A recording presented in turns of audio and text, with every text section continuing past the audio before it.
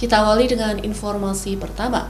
Saudara, di Reskrimsus Polda Aceh, Senin berhasil membongkar tempat penimbunan BBM bersubsidi, Kecamatan Ulekaring, Kota Banda Aceh.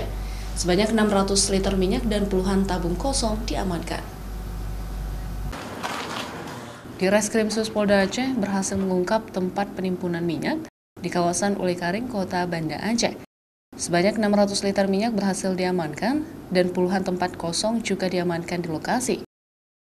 Pemilik rencananya akan dipanggil oleh pihak Polda Aceh untuk dimintai keterangan. Selain itu, sejumlah unit mobil yang telah dimodifikasi juga diamankan oleh pihak kepolisian ke Polda Aceh. Di Reskrimsus Polda Aceh, Kombes Pol Sony Sanjaya mengatakan, selama heboh susahnya mendapatkan minyak bersubsidi di masyarakat, petugas telah berhasil membongkar 22 kasus penimbunan minyak di Aceh. Dengan barang bukti 44.575 liter dan 16 unit kendaraan roda 4, serta 3 unit kendaraan roda 2 dengan 25 orang tersangka.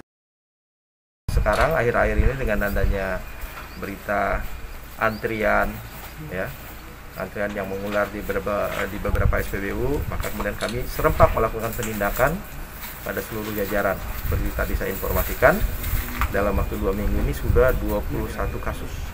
Ini berarti 22 dengan barang bukti 44,5 ton. Jadi modusnya bisa saja ada dia mengisi tapi di dalamnya sudah dimodifikasi tangki.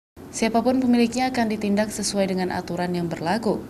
Pihak kepolisian juga menjamin proses kelancaran pendistribusian BBM di tengah masyarakat nantinya. Masyarakat juga diharapkan dapat melaporkan ke pihak kepolisian jika memiliki informasi tentang penyalahgunaan BBM tersebut. Syahril, Kompas TV, Banda Aceh.